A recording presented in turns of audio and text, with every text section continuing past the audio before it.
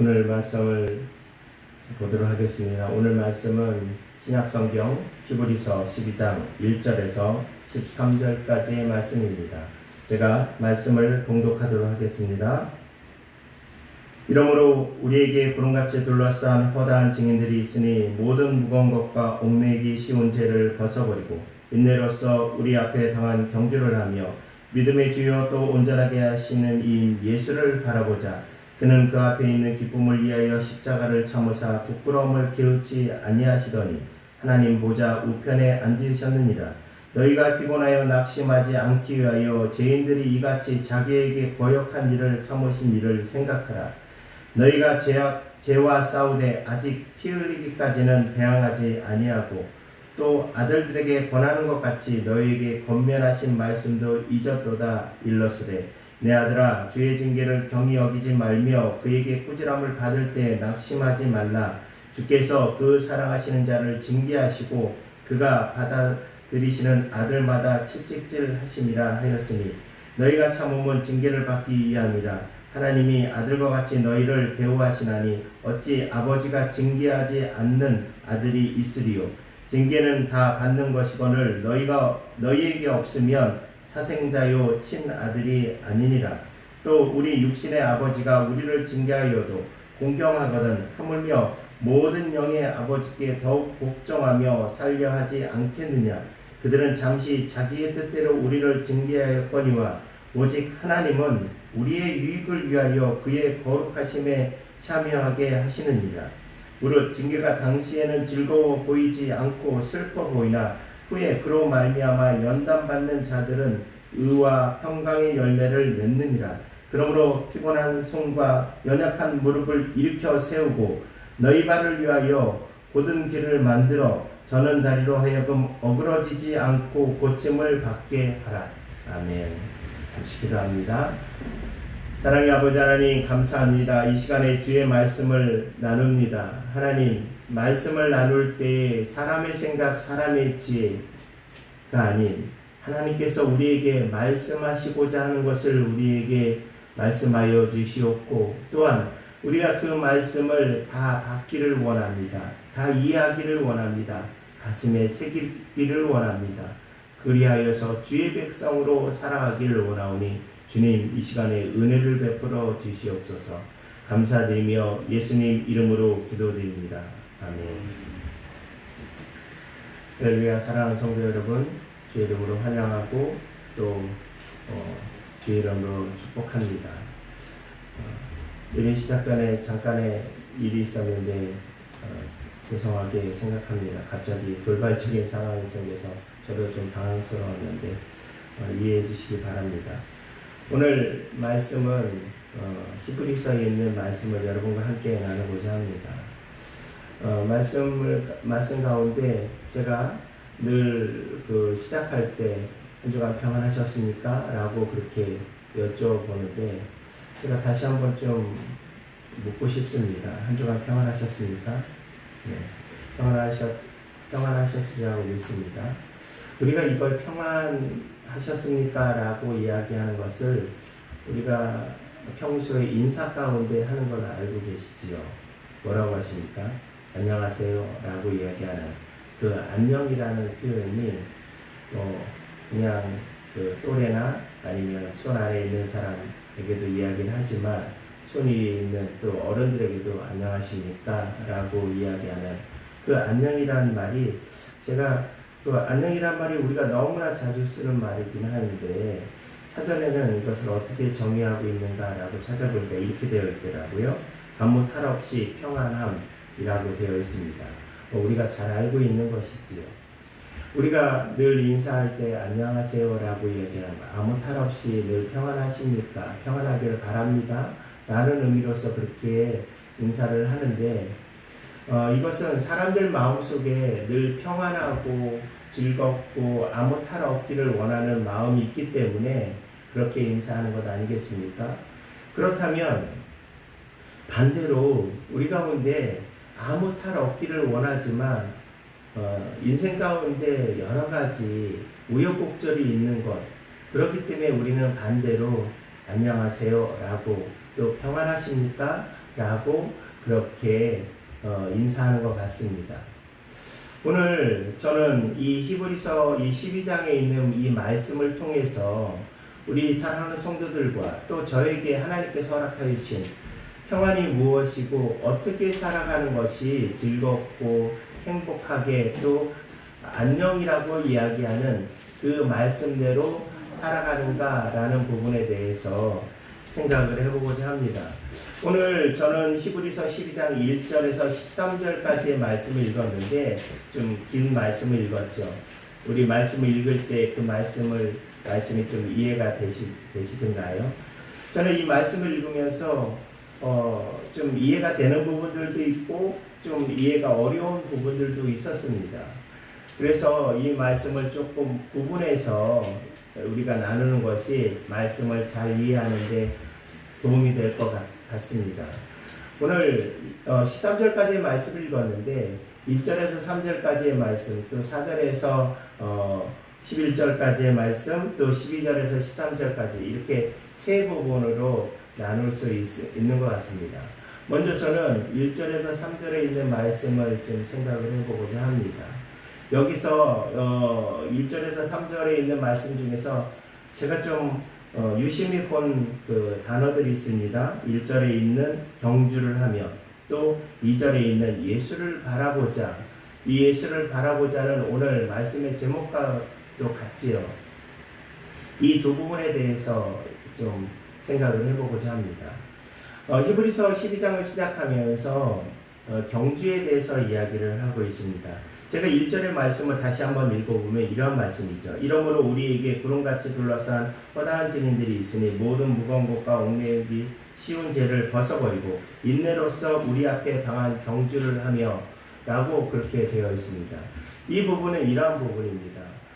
히브리 기자가 히브리서를 쓴 사람이 이 글을 자기의 어떤 내용을 설명하기 위해서 이 내용을 이야기하는 것인데 이것은 무엇이냐면 우리가 얼마 전에 올림픽이 끝났습니다.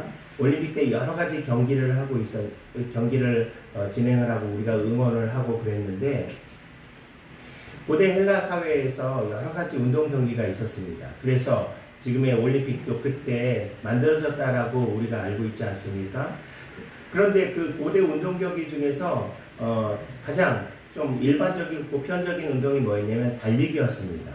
달리기인데 달리기를 할 때 그 큰 운동장, 그 운동장에서 뭐 100m를 하든 아니면 뭐 마라톤 같이 긴 거리를 달려가든 마지막에 결승점에 들어갈 때의 그 경기장에 있는 관중들이 환호하는 모습, 그 모습을 우리는 쉽게 상상할 수 있지 않겠습니까? 그런데 그 부분을 오늘 우리만 상상할 수 있는 것이 아니고 이 지역, 그 당시에 살고 있었던 이 히브리서 내용이 쓰여질 때 그 사람들도 그렇게 너무나 당연하게 알고 있었던 그 상황을 갖고 예를 들어서 이렇게 설명하고 있는 겁니다. 어떠한 얘기들을 하고 있습니까? 운동장의 결승점에 그 선수가 막 들어오려고 합니다. 그때 사람들이 환호성을 외치죠. 조금 더 힘내, 조금 더 하면은 이길 수 있어. 뭐 기타 등등의 여러 가지 격려의 말을 또 여러 가지 환호의 이야기들을 하는 상황인데 그 상황에 대해서 믿음의 사람들이 이렇게 얘기를 한다는 겁니다. 우리 그리스도인들에게 먼저 믿음의 선배들이 환호성을 외치는 겁니다. 그것이 바로 앞에 보면 제가 읽었던 1절에 있는 허다한 증인들이라는 이야기입니다. 많은 증인들이 믿음의 격려를 하고 있습니다. 경기 중에 그 관중들이 환호성을 외치는 것처럼 이제 조금만 더 힘내, 조금만 더 잘하면 결승점에 좋은 성적으로 1등으로 들어갈 수 있어 라고 외치는 것처럼 믿음의 선배들이 우리들에게 믿음의 생활을 하는 우리들에게 조금 더 힘을 내, 조금 더 힘을 내, 조금 더 하면 돼 라고 이야기하는 그런 부분이라는 얘기죠. 그런데 우리가 경기를 보면 특히 이제 제가 앞에서 달리기를 말씀을 드렸으니까 달리기 선수들의 복장이 어떠하지요? 뭐 가방을 메고 양손에 무거운 걸 쥐고 다리에는 모래주머니를 차고 그렇게 경기에 참여합니까? 그런 경기를 참여하는 선수는 아무도 없습니다. 오히려 최대한 몸을 가볍게 하고 운동화도 제일 가벼운 거를 신고 출전을 합니다. 그래서 조금이라도 더 좋은 성적을 얻기 위해서. 당시에는 어느 정도까지 이 몸을 가볍게 했냐면 모든 선수들이 옷을 아무것도 입지 않았습니다. 그래서 여자들은 경기장에 입장을 하지 못하도록 했다라고 합니다. 그 정도로 좋은 성적을 내기 위해서 그렇게 하였습니다. 그런데 오늘 그 부분에 대해서 무거운 짐과 얽매이기 쉬운 죄를 벗어버리라고 이야기를 합니다. 이것은 마치 운동 경기 달리기를 하는 선수가 가방을 메고 다리에다 모래주머니를 차고 양손에 무거운 것을 드는 것 같이 그런 모습이라는 거죠. 그러면 당연히 우리들은 그걸 내려놓으세요. 그것을 벗어버리세요. 라고 이야기하지 않겠습니까?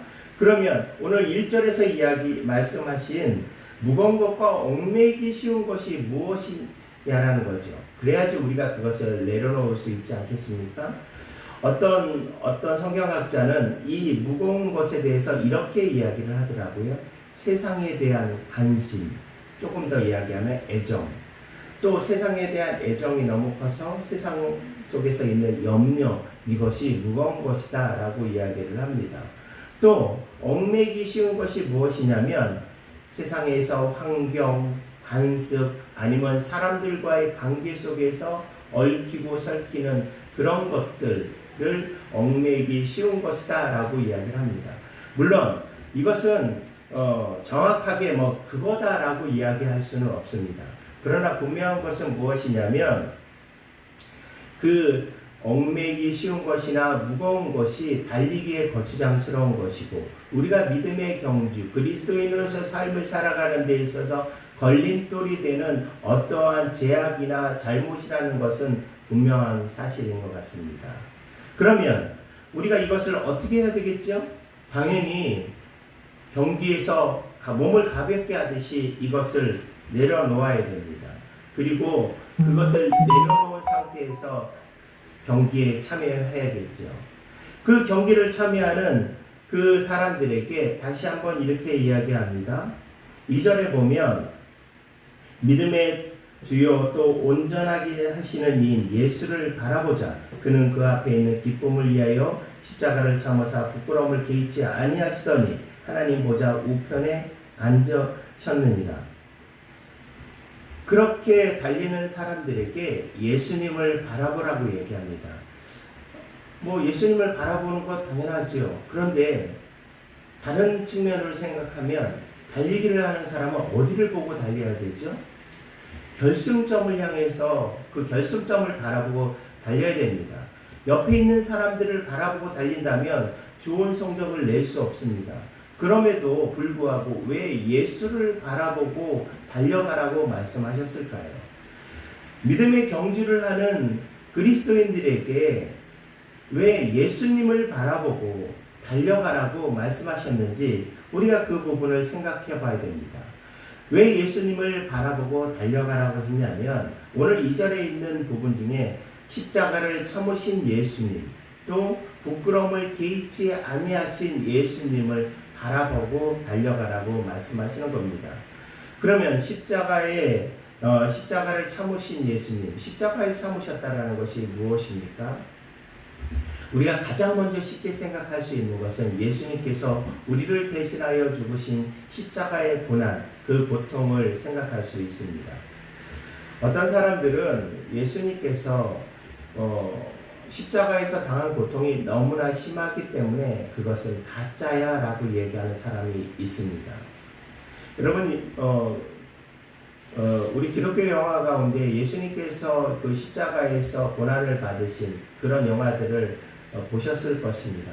그런데 그 영화 속에서 예수님의 모습이 어떠했습니까? 너무나 평안하고 그냥 아무 고통도 없는 그런 모습이었습니까? 그러지 않으셨지요. 그 예수님께서 십자가에서 달려서 죽으신 그 고통은 너무나 힘들고 어려운 부분이었습니다. 그래서 당시의 로마에서도 이 이 그 형벌은 반역죄를 저지른 아니면 정말로 큰 중대 범죄를 저지른 사람들이 아니면 이 십자가의 형벌을 행하지 아니하였고, 특별히 로마 사람들은 어떠한 죄를 짓는다 할지라도 십자가에서 죽이지 아니하였습니다. 그 정도로 이 형벌은 무섭고 힘들고 어려운 부분이었습니다. 그런데 그렇기 때문에 사람들은 반대적으로 예수님이 하나님이신데 어떻게 그런 고통을 받으실 수 있을까? 예수님은 그냥 사람들에게 보이기 위해서 우리 그냥 쉽게 이야기하면 쇼를 하신 거야 라고 이야기하는 그런 학자들도 있습니다. 그러나 분명히 예수님은 그 고통을 오롯이 다 받으셨다는 사실입니다. 그 사실을 마태복음 26장 39절에 이렇게 말씀하고 있습니다. 내 아버지여, 만일 할만하시거든 이 잔을 내게서 지나가게 하옵소서. 예수님께서 잡히시기 전날 밤 겟세마네 동산에서 하나님 앞에 기도했던 장면 아닙니까? 예수님께서 이미 그 고통을 알고 계셨습니다.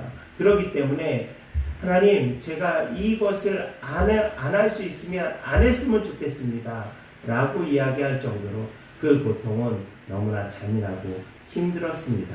누구를 위해서 그렇게 당하셨습니까? 두 번째, 부끄러움이라는 예수님께서 겪으신 그 십자가에 참으신 것, 그리고 두 번째 부끄러움을 개의치 아니하셨던 일, 이 부끄러움은 무엇을 얘기할까요? 유대인들이 생각하는 죄악 중에 하나가 아주 어려운 또 내지는 부끄러운 모습이 있는데, 그것이 무엇이냐면 나무에 달려 죽는 것을 아주 치욕적으로 생각합니다. 왜 그러냐면 하나님께서 죄인이라고 말씀하셨기 때문에 그렇습니다. 그런데 예수님이 어디서 죽으셨죠? 나무 십자가에 달려 죽으셨죠. 그런데 예수님께서 십자가에 달리신 장면을 조금 더 생각을 해보십시오. 그 십자가에 누가 죽여달라고 얘기했습니까? 얼마 전까지 예수님한테 빵을 얻어먹고 얼마 전까지 예수님께 병을 고침을 받았던 그 사람들이 하루아침에 변하여서 소리를 지르고 예수님을 죽여야 됩니다 라고 외치던 사람들이 되어진 것이 그들입니다. 십자가에서 예수님께서 달리실 때 그들이 뭐라고 예수님을 조롱하였습니까? 예수님의 얼굴을 뺨을 때린 사람도 있고 예수님께 침을 뱉은 사람들도 있었고, 너가 하나님이라면 그 자리에서 한번 내려와 보라고 조롱했던 사람들도 있었습니다. 예수님께서 육체적으로 당하신 그 고통도 심하였지만 사람들에게 받았던 그 모멸감이나 그 배신감, 그 부끄러움은 아무 옷도 입지 않고 그 사람들에게 낱낱이 그 자기의 부끄러운 모든 모습을 보이신 예수님의 그 마음은, 그 부끄러움은 어떠했을까요? 그리스도인들에게 이렇게 말씀하는 겁니다. 사랑하는 성도 여러분, 우리가 달려갈 길을 달려갑니다. 우리가 그리스도인으로서 신앙생활을 하는데 우리가 달려갈 때 그 예수님을 바라보고 달려갑시다 라고 이야기하는 겁니다. 예수님께서 왜 그러한 고통을 참으셨습니까? 오늘 말씀을 보면, 제가 앞서서 읽었던 말씀에 보면 중간에 기쁨을 위하여 라고 말씀을 하고 있습니다. 그 기쁨은 무엇에 대한 기쁨이었습니까?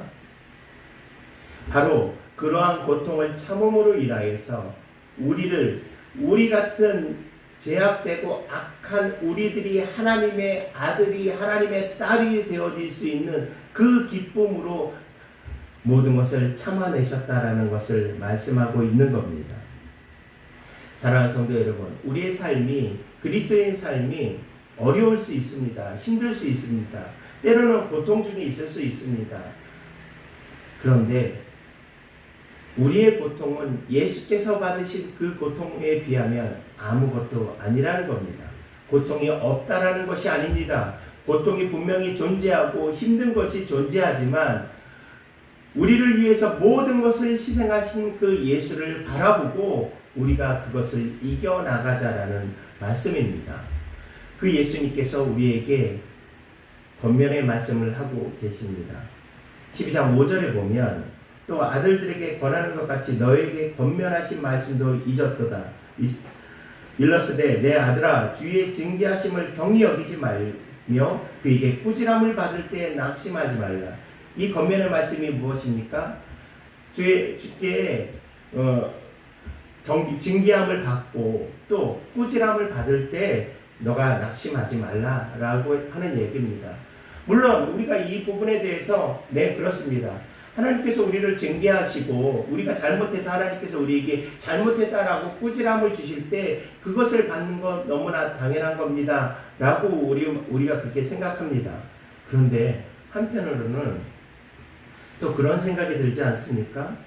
그래도 하나님께서 우리를 사랑하시는데 저를 징계하시거나 저에게 꾸지람을 주시는 것은 조금 안 하셨으면 왜 그러냐면 우리가 사람들에게 우리 부모님이나 어른들에게 어떤 잘못한 것 때문에 내가 명백하게 잘못한 어떤 일이 있다 할지라도 부모님께 너 이거 잘못했어 라고 이야기하면 그 얘기를 들으면서 내가 잘못했어 라고 생각하지만 기분 좋아할 사람들은 거의 없는 것 같습니다.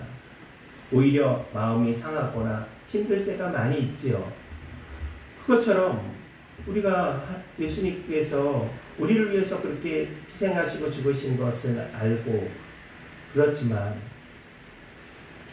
주께서 우리를 징계하시면 우리에게 꾸지람을 주시면 정말 예수님께서 나를 사랑하실까? 우리가 예전에 어렸을 때 그런 생각을 하지 않습니까?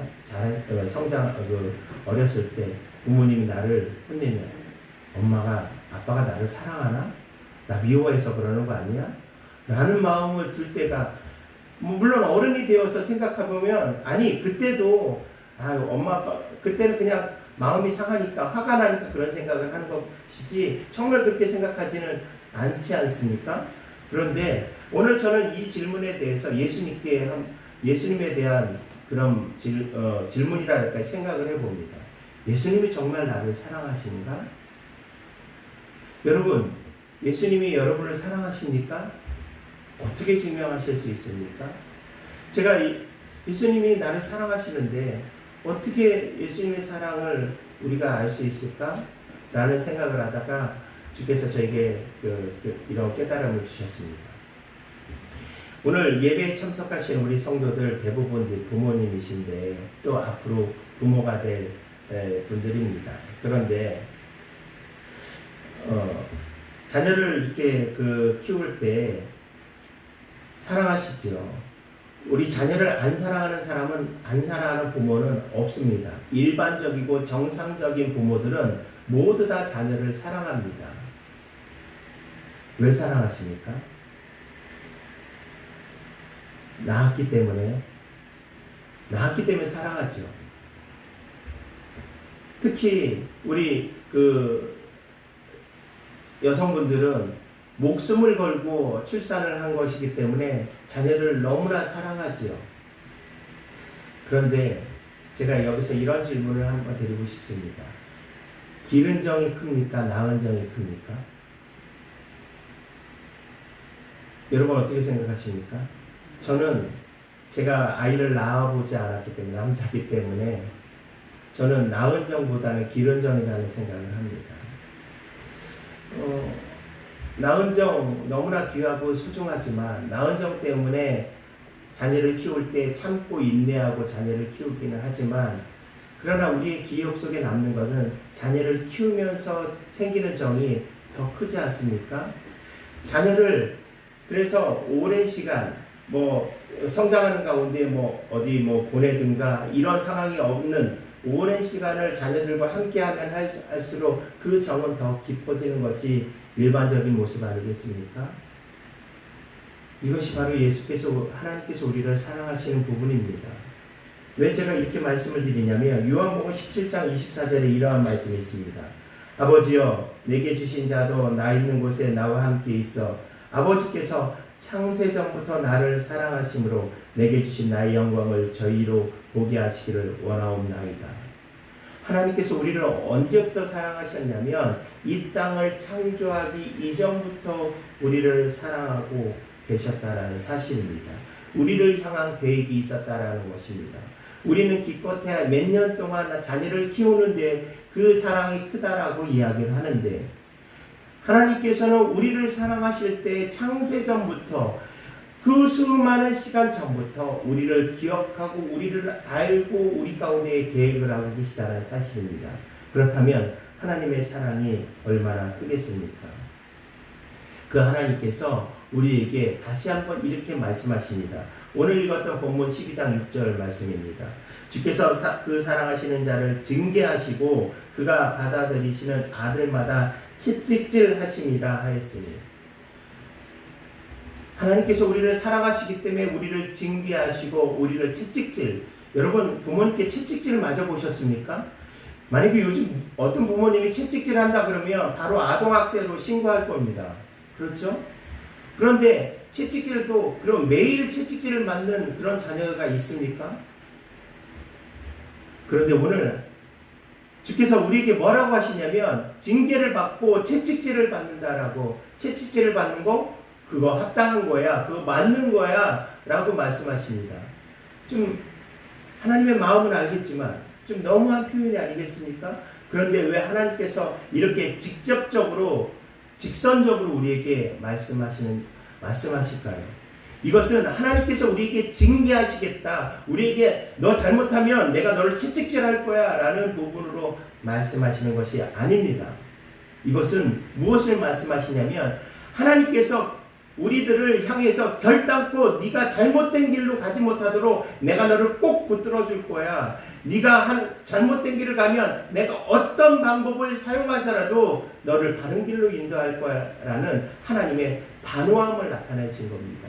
하나님께서 우리를 때리시고 우리를 힘들게 하시고 우리를 어렵게 하셔서 하나님이 기쁨을 얻으려고 하시는 것이 아니고, 우리를 사랑하는 마음에 우리를 철저하게 우리를 보호하시고 우리를 인도하시고 예비하신다는 의미로서 이 말씀을 하고 계시다는 사실입니다.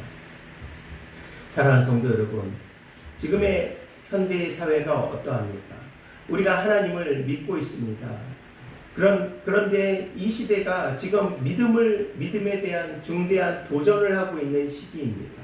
우리가 예수 그리스도를 믿는 것이 세상 사람들에게 떳떳하고 자랑스러운 일이 아닌, 예수를 믿는 것이 마치 무슨 죄인이 된 것처럼, 마치 우리가 자랑스럽게 얘기하지 않고 그냥 가만히 잠자코 있어야 되는 그런 시기가 되었습니다. 그래서 교회를 다니는 것, 기도하는 것, 봉사하는 것, 이것이 그냥 대단한 것, 칭찬받을 것이 아닌, 사람들에게 별로 나타내지 않아야 될 부분, 또는 세상에서 어떻게 생각을 합니까? 어떻게 하나님을 그렇게 비이성적으로 믿을 수 있느냐고. 우리가 종교 생활을 하는 것은 그냥 윤리적으로 착하게 살면 되는 것이지, 하나님 앞에 그렇게 힘써서 일하는 것이 얼마나 그렇게 바보 같고 어리석은 것인가 라고 이야기하는 것이 지금의 사람들의 생각입니다. 사랑하는 성도 여러분, 하나님 믿는 것이 시간 낭비입니까? 하나님 앞에 예배드리는 것이 시간 낭비입니까? 하나님 앞에 봉사하는 것이 시간 낭비이고, 주 앞에 행하는 모든 것이 잘못되고 비이성적이고 어리석은 행동입니까? 우리는 하나님을 어떻게 바라보고 있습니까? 우리는 우리의 이 달려갈 인생의 길에서 하나님을 온전히 바라보고 달려가고 있습니까?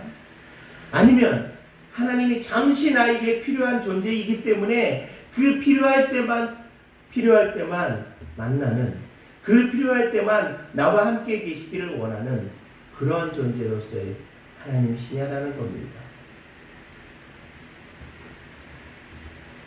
오늘 11절의 말씀에 보면, 무릇 징계가 당시에는 즐거워 보이지 않고 슬퍼 보이나 후에 그로 말미암아 연단받은 자들은 의와 평강의 열매를 맺느니라. 하나님께서 우리를 인도하실 때 때로는 힘들 수 있습니다. 때로는 내가 하고 싶은 방향이 아닌 그런 모습일 수도 있습니다. 그리고 고민이 될 수도 있고 어떤 경우는 혼동이 될 수도 있습니다.